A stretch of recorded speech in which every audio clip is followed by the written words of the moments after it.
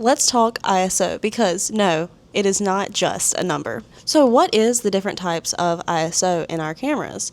Most cameras range from 100 ISO at the lowest to 6400 ISO at the highest.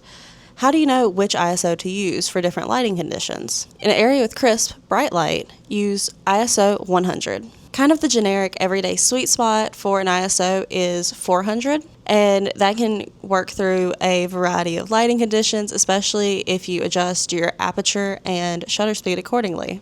Many cameras now will go up to 3200, 6400, or even higher than that for their ISO range. So once you enter the 1600 territory, it does let in a lot more light, but it does introduce quite a bit more grain to your images, so just be aware of that. With film photography, the ISO is already baked in to the film that you choose, so choose accordingly when picking your roll of film for those shoots. 100 ISO, like on digital cameras, is for a bright sunny scene.